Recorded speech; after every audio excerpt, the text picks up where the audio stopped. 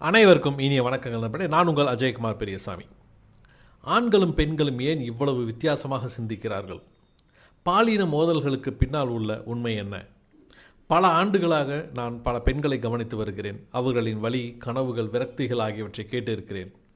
ஆண்களும் பெண்களும் ஏன் எதிர் மனங்களுடன் படைக்கப்படுகிறார்கள்? நமது எண்ணங்கள் ஏன் இரு துருவங்களாக இருந்து மோதுகின்றன?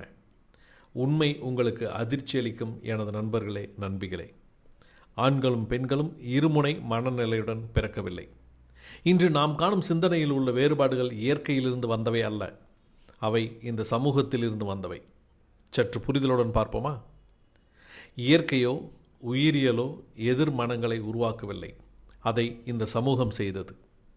ஆண்களும் பெண்களும் ஒரே மாதிரியான உணர்ச்சி மற்றும் அறிவுசார் திறனை கொண்டுள்ளனர் என்பதை அறிவியல் நிரூபிக்கிறது. பெண்களாலும் தர்க்க ரீதியாக வழிநடத்த முடியும், ஆண்களாலும் ஆழமாக உணர முடியும். பெண்களால் தைரியமான முடிவுகளை எடுக்க முடியும், ஆண்களால் மென்மையை வெளிப்படுத்த முடியும்.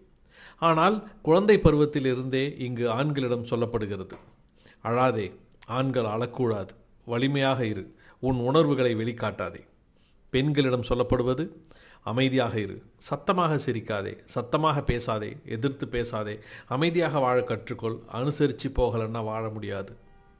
இது இயற்கை அல்ல நண்பர்களே, இது நாம் ஏற்படுத்திய கொடூரமான பயிற்சி. 5000 ஆண்டுகள் பழமையான விதிகள் இன்னும் நவீன வாழ்க்கையை கட்டுப்படுத்துகின்றன. நீண்ட காலத்திற்கு முன்பு மனிதர்களின் வாழ்க்கை முறைக்கு யார் எந்த வேலையை செய்வது என்ற புரிதல்கள் தேவைப்பட்டன. ஆண்கள் வேட்டையாட கிளம்பினர், பெண்கள் குழந்தைகளை பாதுகாத்தனர். இது மனபலம் சார்ந்து அல்ல, உடல் பலம் சார்ந்து இருவருக்குள் புரிதலுடன் அன்று முடிவு செய்யப்பட்டது. ஆனால் இன்று உலகம் கடந்து போய்விட்டது, காலம் மாறிவிட்டது.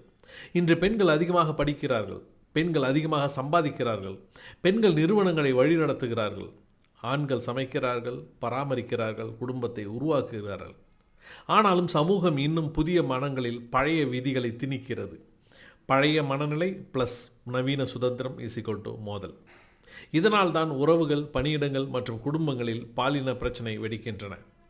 ஆண்களும் பெண்களும் எதிரெதிர் இல்லை, அவர்கள் பகிரும் தன்மை கொண்டவர்கள். ஒரு ஆபத்தான கட்டுக்கதையை உடைப்போம் நண்பர்களே. ஆண்கள் தர்க்க ரீதியானவர்கள், பெண்கள் உணர்ச்சி ரீதியானவர்கள். இது முற்றிலும் தவறு. ஒவ்வொரு மனிதனும் இரண்டின் கலவை. சில ஆண்கள் மிகவும் உணர்ச்சி வசப்படுபவர்கள், சில பெண்கள் மிகவும் தர்க்க ரீதியானவர்கள். ஆளுமை என்பது இங்கு மனிதனுக்கு சொந்தமானதே தவிர பாலினத்திற்கு அல்ல.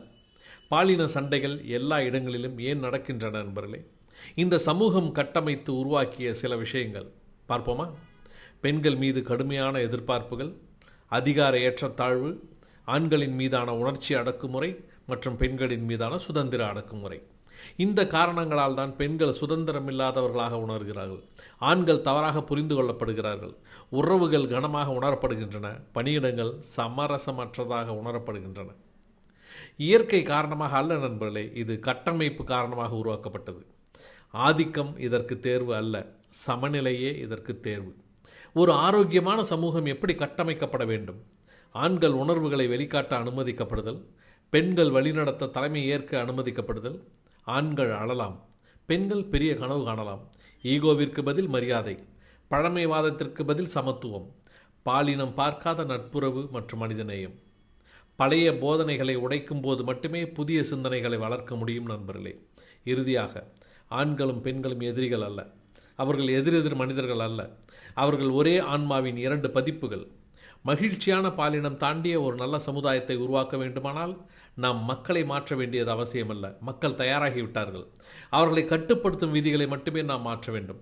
அடுத்த தலைமுறைக்கு ஒரு ஆண் எப்படி இருக்க வேண்டும் அல்லது ஒரு பெண் எப்படி இருக்க வேண்டும் என்று கற்பிப்பதை விட ஒரு மனிதன் எப்படி இருக்க வேண்டும் என்பதை கற்பிப்போம், மனிதத்தை கற்பிப்போம்.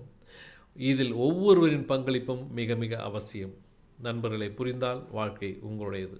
வாழ்த்துக்கள்.